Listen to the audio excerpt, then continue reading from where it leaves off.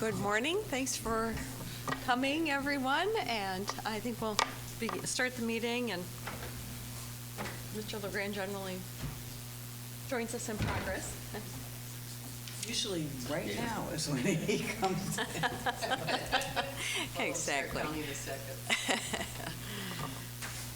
So I don't see anyone here for public comment unless you wanted, as part of the public, make a comment as well. Sure.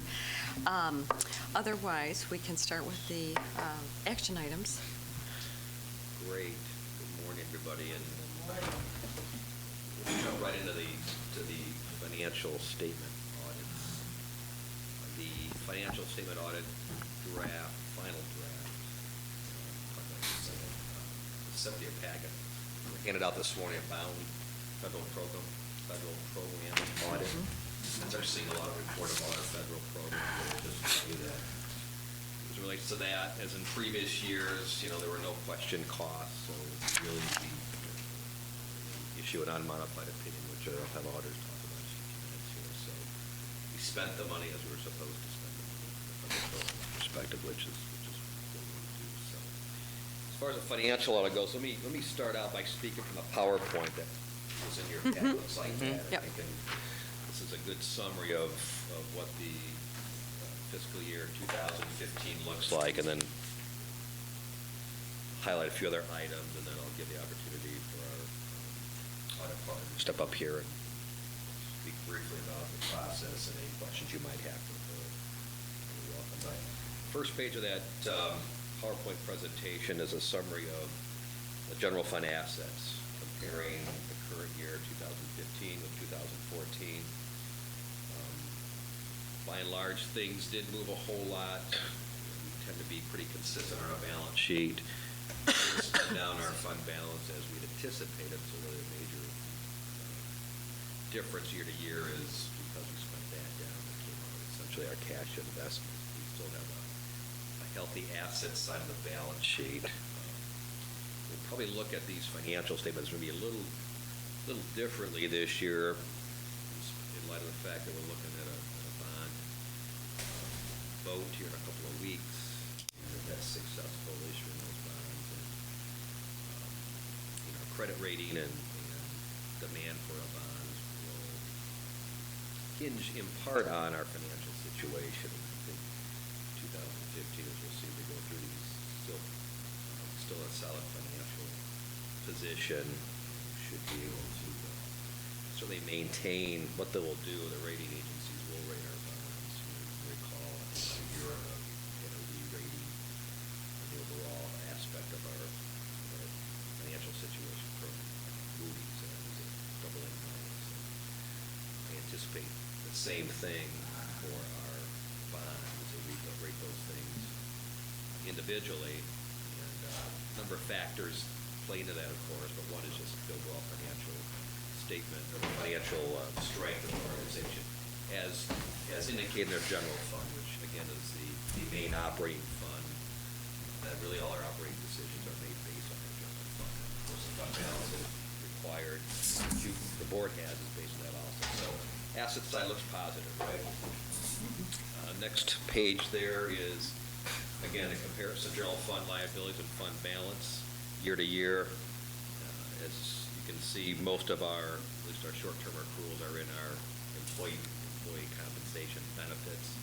Accrued amounts, that's a $22 million amount there.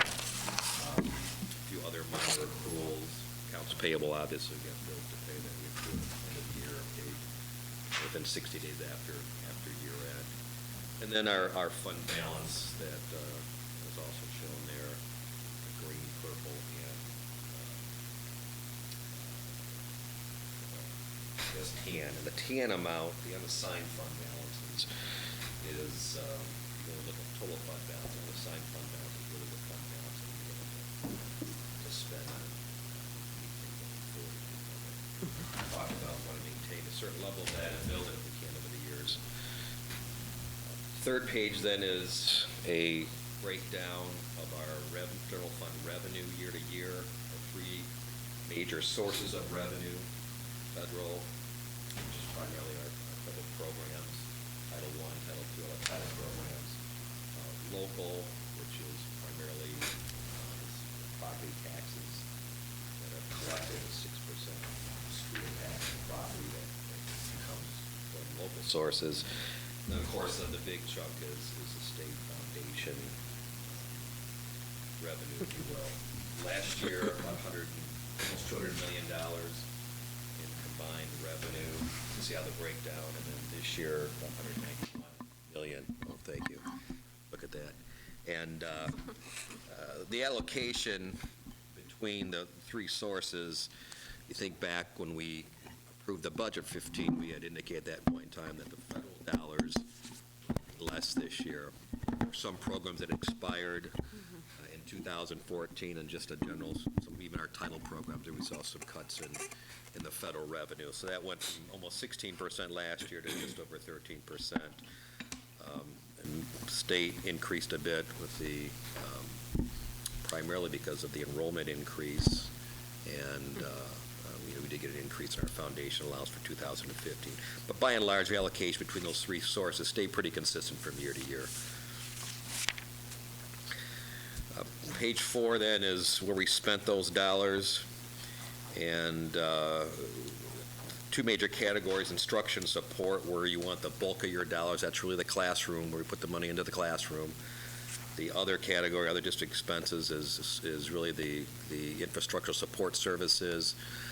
A lot of it's right here in central office in terms of, you can see in the other categories, superintendent's office, our HR, labor relations, the business office, our technology group, et cetera. I think the important thing here, again, you can see the difference in expenditures, $201 million last year, just over 200,000 this year, or 200 million this year. So really consistent in terms of total amount, as is the breakdown.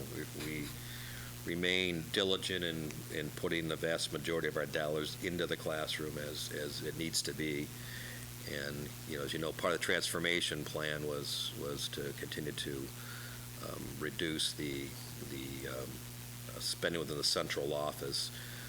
One reason I talk about now that the other district expenses went up from 14 to 14.6. You may recall we spent almost $1 million on the synergy implementation, the new software package, which we need for currently and for the future, and all that went to the other categories. So that was probably the major reason why that went up a little bit in terms of comparison to 2014. But by and large, we've been pretty consistent. Excuse me. Yeah. I noticed in this particular presentation that we do have instruction and support combined, and that certainly gives us an impression of the district. But wondering what it would look like if we separated direct instruction versus those things that are considered support, what that configuration would look like. Yeah, we've got that certainly broken down in detail numbers in the back of our report, but Dr. Flores, I can certainly, next Finance Committee, break that out for you too and show what that looks like in comparison. And actually, there's some other information will be available for either next month or, I don't know, December. I'm not quite sure the status of our meeting next month since it's a retreat, but I'll also give you some other financial comparisons too that may be, I think, important for you to see as a board. So we can do that, certainly. Well, and I think maybe, Dr. Flores, I had sort of the same thought, but maybe in a slightly different direction, and that is to say, when I look at superintendent, I think planning, curriculum development, all those kinds of things, which sound instructional to me. And then I look at the instruction support, and it has school custodians, which doesn't really sound to me like it's going to have, we're going to have a bold new vision for custodial work next year. So I almost wonder if the categories are exactly how I'd like them to be. So when I see counselors, well, I know counselors and direct instruction are very closely related, and I'm happy to look at both of those numbers together. Nurses, librarians, they're clearly sort of part of the instructional team. But I'm not sure that, and again, like transportation is like a little, glad we got good bus drivers, but, a lot of that's going to capture like the cost of diesel fuel, right? So I'm not sure that I really care about that in the same way that I care about, and frankly, I would defend, I guess where this circles back to is, I would happily have a community conversation about the importance of having a good superintendent team, and that's a big part of instructional cost, right? It's not quite so clear to me that I'd want to defend our spending on busing as part of instructional cost. Well, I'd like to agree with you on some of those items that you've brought up, but I think that we need a standard that is comparable to other districts and other reporting systems, and that for us to compare, apples and oranges, it really doesn't, to me, make a lot of sense. When I look at direct instruction, I look at, the cost of instructing our students and those things that are associated directly with their instruction. If I look at transportation, I see that as more of a support. And of course, you've got them combined, which I think kind of blurs the information. And so I'd like to have a little more clarity and alignment. And I think that if we look at other reporting districts, are we comparable? Is this the standard? And that's some information I can bring next time. There's comparability. It's a little bit different, but I believe, and again, this presentation, this breakdown, at some point, we've kind of shown it, this breakdown for the last number of years, as far as I'm aware of, probably came from a predecessor board or finance committee that liked it this way, but we certainly can slice and dice it the way that you see appropriate in your oversight as a finance committee. And we're certainly happy that we obviously got the data, so. I certainly completely agree with you, Dr. Flores. If there is a standard report out district-wide, not district-wide, but statewide, every district has a standard pot they put these shared language and shared understandings of allocation costs.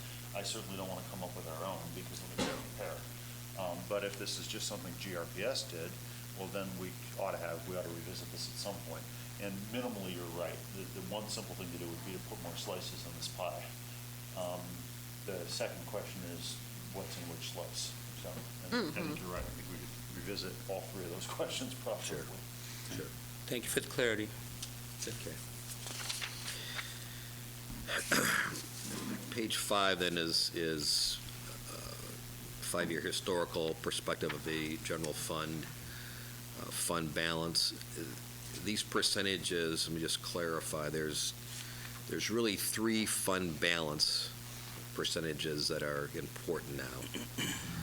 One is the board policy fund balance, and that is, as you know, a goal of 10% of general fund exclusive of our grants. Grants are self-balancing. We spend what we get in, so it has zero impact. So, but we have because we don't include the grant expenditures, we have a lower expenditure number to put the fund balance against. So that typically is a higher fund balance. The standard across districts has typically been a percent of total general fund expenditures, including grants. That will tend to push that percentage down. That's what I have here, okay? The early warning legislation that was passed earlier this year now establishes a third fund balance measurement for state purposes and for this early warning, and that is fund balance as a percent of total revenue. And if the standard right now for the state is 5%, so if you're below that 5% level, one or both the prior 2 years, then there are some additional reporting requirements that are required by the state now. So for years and years and years, most districts have used the percentage of total general fund expenditures, and that's what we show here. So as we're all aware, the last couple of years we've a big piece this year spent into our fund balance. You can see where that's gone since 2011. We peaked over the last 5 years in 2012, and have spent it down a bit, and a big chunk this year. Let me just, again, while we're on this slide, refresh our memory here. If you get a chance to look at the financial statement draft, our general fund balance at the end of the audit, all said and done, came out to $11.8 million. And that is about 6%, well, it's a 5.98, so really 6% of total expenditures. The original budget that you passed, a year ago, June of 2014, had a fund balance amount of 5.2%. And then, you may recall, last October, I came to you with some compensation increases for our employees. We also, at that point, knew we only had lost about 50 students compared to 400 we had budgeted, so we had additional revenue. And so as of last October, we thought we'd get up right around 6%. And then the Amendment 2, which was passed earlier this year, and that included the synergy was a big piece of that, which got us down to about 5.4%. So all said, we kind of came back to the 6% that we thought we had hit in October. Started at 5.2, went to 6, back down to 5.4, ended up at 6. So I think the important things is it turned out well. We're at 6%. The fund balance, the way the board measures it, is actually 7.4% at the end of the year, 11.8 million. And the state measurement is 6.2%, so we're well above that 5%. So all three indicators, fund balance indicators, are all positive. Some of the pickup we had in fund balance was related to, we were able to hold the line on expenditures. They came in less than we'd anticipated as of the Amendment 2, and so we do begin 2016 with a little better fund balance. We passed a very, very tight budget for 2015-16 with about a $500,000 loss, break even, but that included some cuts too. So it gives us a little breathing room, but nonetheless, as this board has indicated, as committee has indicated previously, that 5% was a minimum. We don't want to stay there. We need to continue to move it up when we have the ability to do that. Do we have a stated target? Yeah, the goal is 10 with a 5% plus or minus leeway type stuff. So that would be our certainly your goal and administration's goal to get up to that 10% Well, Larry, mark. have you made any progress in thinking about multi-year budgeting? Because it seems to me that, we don't want Yes. whiplash, and essentially playing with a plus or minus 1% on your budget really doesn't leave you any room for contingencies. I mean, if we lost 200 students, we'd be in a world of trouble. It's great planning your business based on nothing but success is not really a good plan. I would like to see maybe some articulated, I'd like to see what it would look like for us to plan to get to 10% in, say, 3 years. What exactly that would mean. And I don't know if you can come report out to us in a quarter, some kind of, and I understand you're going to have to make assumptions. I guess I would say you made the assumption that our per pupil aid tracked inflation, maybe plan on a 2% increase in that.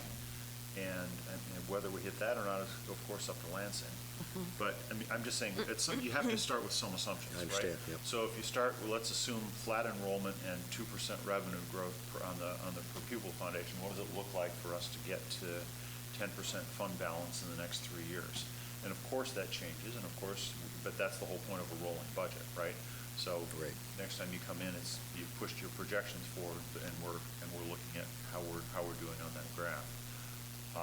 I'd like to see that, because we're not going to magically get to 10%. And if we immediately went to 10%, that'd be horrible and it'd strain us, right?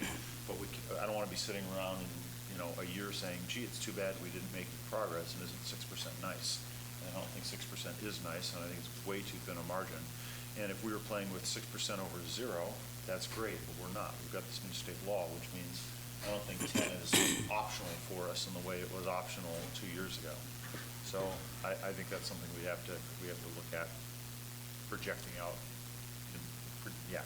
I'd like to start seeing some projections, I guess, at the bottom line. This is all backward looking, right? And we certainly internally have, we talked about it in finance committee meetings, and I don't want to speak for the superintendent, but that's really our plan the next several months is to get moving on that, and with input from you too. And certainly our focus is certainly last few months has been on this whole bond issue and trying to, and that really would, that has certainly 7 days. that certainly has some impact on how you project in the future too. And but you're right. I mean, as of last week, you're probably aware it's been sitting out there, and now there's this whole Detroit school bailout is scary too, in terms of what it might take and what it will potentially decrease the Well, that approval. and the whole road discussion. So yeah, the road discussion too. So, Yeah. but there's certainly no reason we can't do best case, worst case, maybe assumed case type thing, and we can see where we stand. But I agree with you. Exactly. I'd like to add to Mr. LeGrand's Sure. comments also. I fully agree that we need to be looking at this forward thinking with projections and whatnot. But I think strongly that we should also, and it's probably already in the process somewhere, that through your lens that you provide the recommendations to the district that where we need to be, at least some bullets as far as us to consider, Yep. given that this is your area of expertise.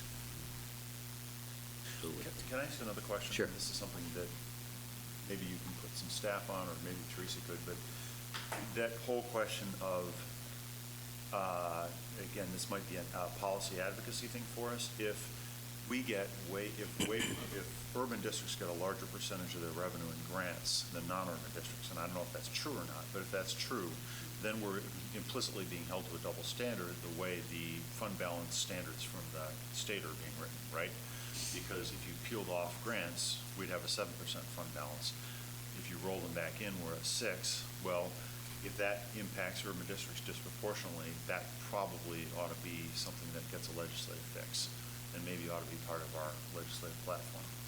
So not that I want to lower our fund balance, that's not what I'm suggesting, but I do not want to get caught in a short balance because of a state law that handicaps urban districts. No. And unfortunately, the state tends to, maybe in my mind, make these comparisons too simplistic, an arbitrary 5%. Turn actually to page 6, this is kind of illustrated here. These are some comparisons with other districts within the ISD. And these are 2015. The ISD finance people asked for this information about a month ago.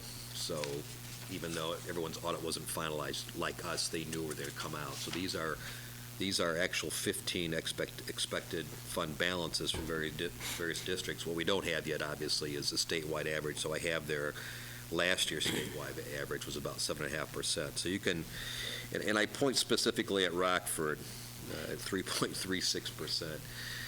They have had a below 5% fund balance forever and ever and ever, yet they are not in any risk of being insolvent.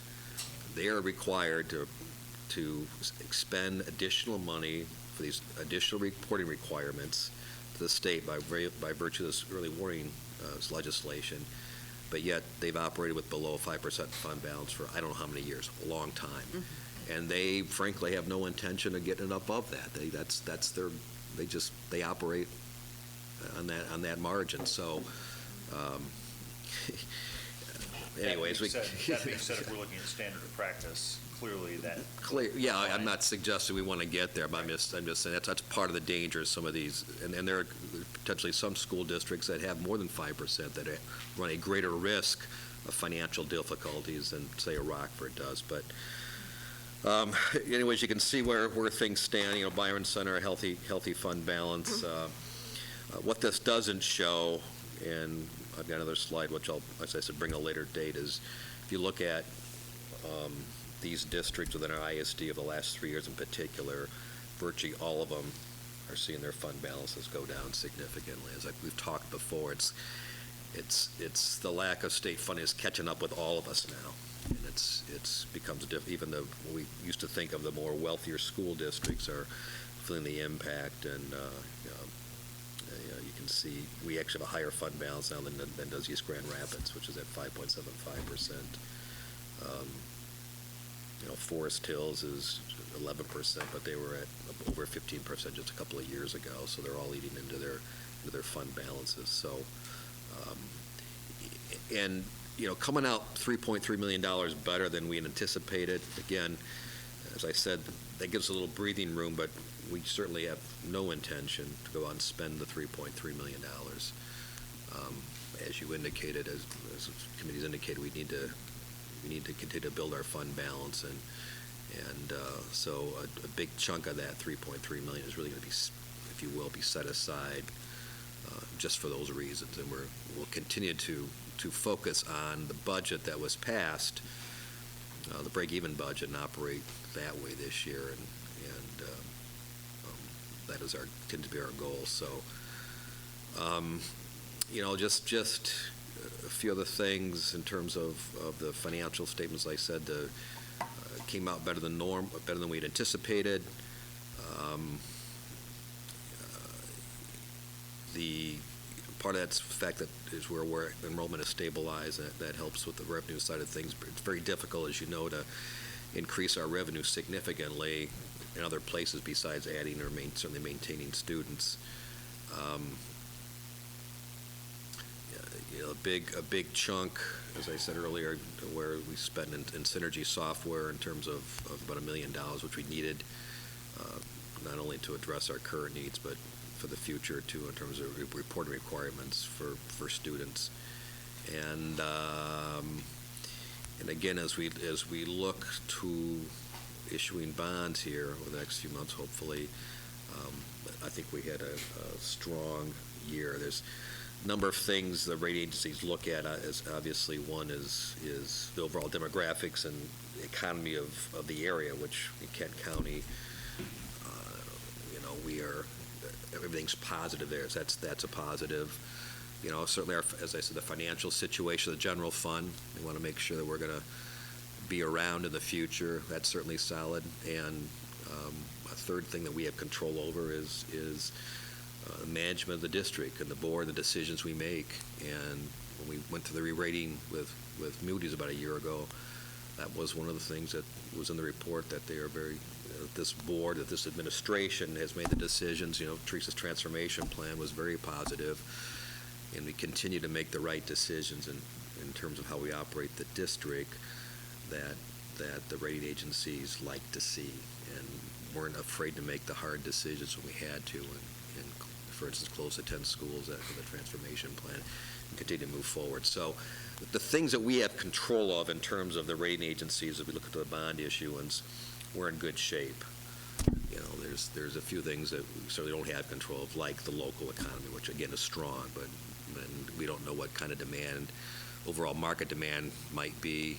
We want to issue the bonds. There's continues to be uncertainty with interest rates. The Fed meets this week. No one thinks they're going to raise interest rates. So all those kinds of things we can't control certainly have impact on ultimately what we can sell our bonds for. But where we can control is looking very positive. And so I'm certainly optimistic about that, and as long as we get the thing passed. And gosh, it was a week from tomorrow, right? Yeah, so getting close. So with that, let me invite up our audit partner, Brenda Jacobs from Brickley DeLong. Just ask her to comment a little bit on the process. They are, you may recall, we changed auditors this year. It's their first year with us. She can talk about the opinions that they will attend to issue. The deadline for audit reports, the state was moved up this year, 15 days, right? They tried to move it up 30 days. And again, another one of these things where historically there's been a handful of districts that are always late. So instead of addressing the people that didn't conform, they moved the date up for all of us, as if that's going to make a difference. I don't know. So what you have here, what we're looking at in both these reports, and what we'll take to the full board this afternoon, is a final audit draft. All right. Pending this meeting, pending the meeting this afternoon, these are due in the state by Friday, no later than Friday. So we will ask the board, if to look at the policy, you're required to review and approve the audit report. We'll ask you to review and approve us to move forward to finalize these audit reports as a final report, and then they'll issue their opinion. I think we talked maybe Wednesday, thereabouts. A couple of things we got to do, housekeeping. But anyways, with that, Brenda can chat briefly and certainly answer any questions you might have. As Larry said, my name is Brenda Jacobs, and I'm a partner with Berkeley DeLong. And I want to thank you all for having us here today. You do have the draft copies of both the regular financials audit and the single audit. Both audit packages do have an unmodified opinion, which is what we call a clean opinion. It's the highest level of assurance that you're going to receive in an audit, and that's historically what this school district has received, and it's what you continually will strive for. Basically, we're coming in and we're looking at controls and compliance with different areas, especially in the single audit area. You receive just over 13% of your revenues through federal programs, and we're, as auditors, mandated to look at your internal controls and compliance. And as Larry mentioned earlier today, there were no question costs. You are spending those dollars in accordance with the guidelines set forth by those granting agencies. So we were really happy to come in, and your staff cooperated very well as far as getting us the information that we needed, especially being an initial year audit. But really, there's not a lot to say. Larry covered all of the financial areas that I normally would talk about. And, the important thing is the opinion. I think one thing that we did run into was technology. It does seem that your systems are a bit more cumbersome than some of them that we see. But, the staff were able to work through that for us. So that's really what I wanted to come here today and congratulate the business office on a well-run audit and putting together all their information for us. Thanks. Software has been an issue for us. We're running some HVAC on a very old computer in our business office, and it's part of being in an urban district that we hope to rectify, partly with this bond issue and being able to update some stuff. So thank you for your work and the positive news. Does anyone have any questions? Okay, thank you. Anything else on the audit? I know we got a few other things to get through. I just wanted, for the record, this committee has discussed many of these items in terms of having a report with direct instruction pieced out. And if anyone wants to sort of send some recommendations, if they've ever seen a report, that would be beneficial. Also, in terms of under those diagrams and the headings, make recommendations of, do you want 2 lists? Do you want 4 lists? How would you order them? If you feel inspired to do such a thing, you can send that to me, Mr. Obers, the superintendent. And I have requested that finance be part of the retreat. Not necessarily our finance meeting, but I think a lot of pieces that this committee has been working on in regard to our annual report, visioning over, sort of forecasting over the year, over 3 years. These are things that we've been talking about, and I think that November was sort of a time that we were hoping to get some of that discussed. So hopefully I've been talking with the board president about items I'd like to see from our committee at that retreat. Dr. Randles, in that vein, I think it would be interesting to look at some of our districts that are cited here that we are compared with, on our fund balance, just to see format. We could do that independently, or we could ask that they be obtained and given to us in a hard copy, so we kind of get some ideas of, what does a Rockford, statement look like in their audit, or, their reporting structure, and what does Forest Hills look like, as an example. I just think that would be interesting. We can do it independently, but Sure. certainly it'd be interesting to have a copy and say, oh, interesting. So would you like that as part of the next packet, finance packet? It's a suggestion. That's reasonable to me. Sure. Your boss is nodding her head, so I guess Yes, I well, can agree.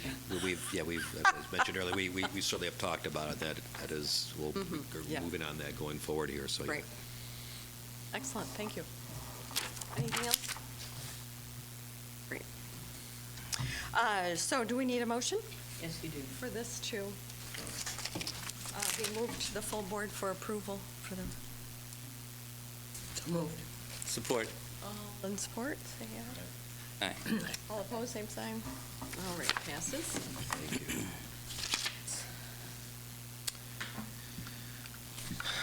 Okay, the next item on the action items are donations, and there are several of them, including your packet. These all rise to the level where they need to be approved by the board, so if anyone has any questions on any of them, I think they're pretty self-explanatory. See Cherry Health Services, health clinic. Very nice. That's impressive. Yeah, I want to make a disclaimer. I am an employee of Cherry Health. I know nothing about the construction, although there was a fundraiser for it last year. So if you guys want to kick me out of that vote, I'm perfectly fine with that. We've had that discussion where people don't have to abstain from voting if they are employees. I just wanted to have that nice and clear.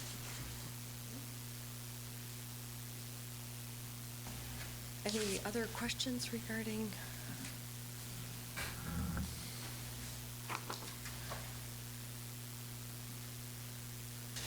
the grants? Do you want me to give you a minute? No, I read it this. Mr. LeGrand or Dr. Flores? Do you wanna- No.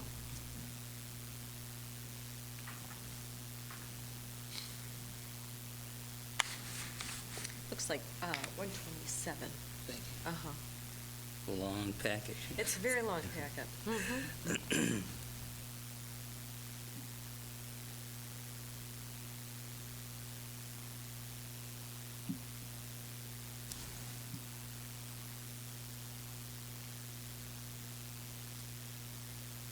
A lot of grants and revenues from various people that we're grateful for their commitment to our district.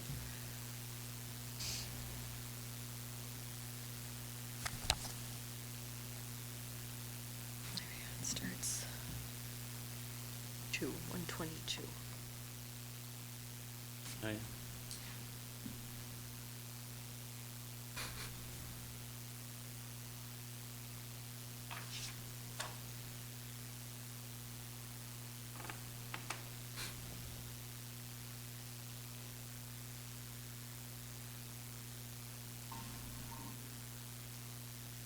Yeah, I didn't have any concerns.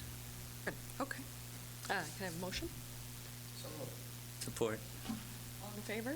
Aye. All opposed? Right, motion passes. All right, I think we're on to purchases. Yeah, there's purchasing agenda with just a couple of items.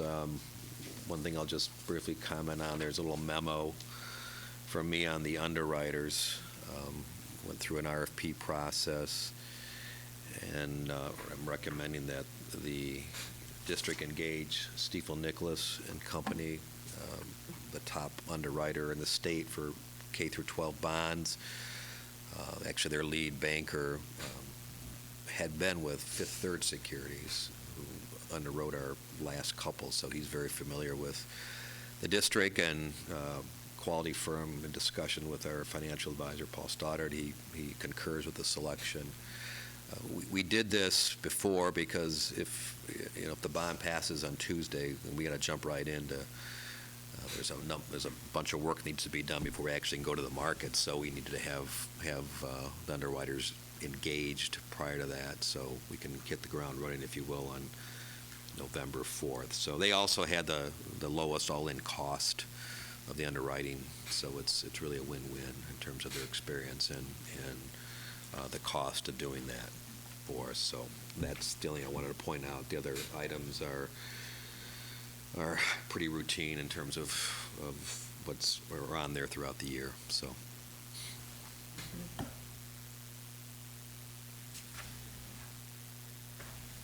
Any questions, concerns? No? Can I have a motion to approve the purchasing agenda? So moved. In favor? Aye. Opposed, same sign. Motion passes. Up to reports, updates, and discussions. Yeah, the first is, again, the September financial statements, and as we've discussed before, early in the year here, and this is really the first month that school's been in session, so it's kind of difficult to get a handle on how things are going. I mean, so through the first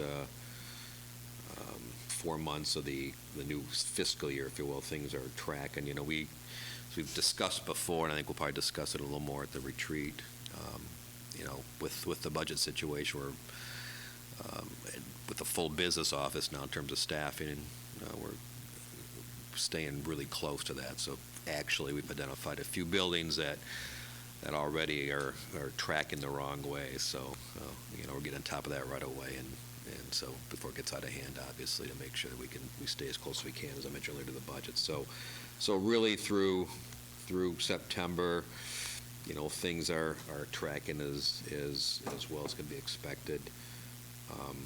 And as the next couple of months go on, it'll give us a clearer picture as to how the school year is shaping up financially, if you will.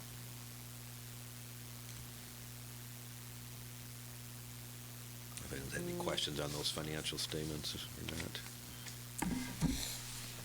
Nope. Ken, you got warm, safe, and dry update? Warm, safe, and dry. There's 2 projects from last summer that are continuing on. One is some ornamental masonry at Stocking that won't come till December. We won't put it in till spring when the weather's good. The other has been the pool air handler at Union that has drug on. Really no other way to say it. We've had some consequential problems. After we were ready to start back up, a heat exchanger failed, and then a week or so ago, a steam pipe blew. Everything should be in place by the end of this week, so we can be back up for winter swim season, which I believe is the first week of November sometime. So that one we should be able to complete fairly this week. The next summer's projects the designs are all underway. We're the furthest along with the Koval renovation to become the Frost Middle School, High School. For all the projects, our goal is to bid in December.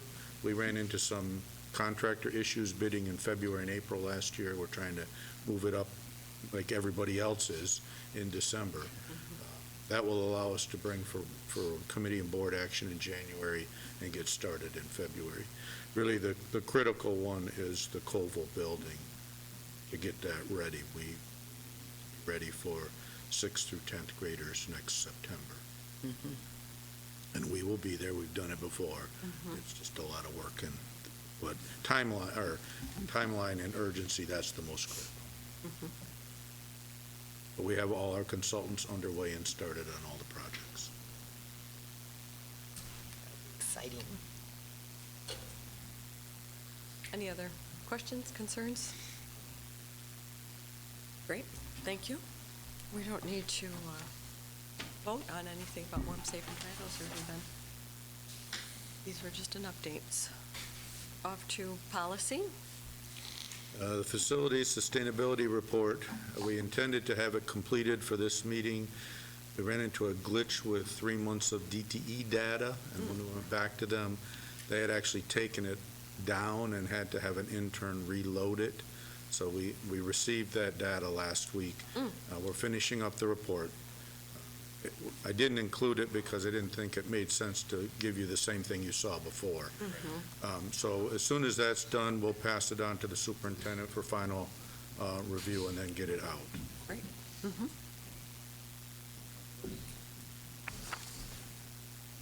Very good. Anything else? Want to bring up any concerns, complaints? No, Linda? Well, this was a long one, 8:50. All right. Thank you very much. Thank you. Thank you Yeah. very much.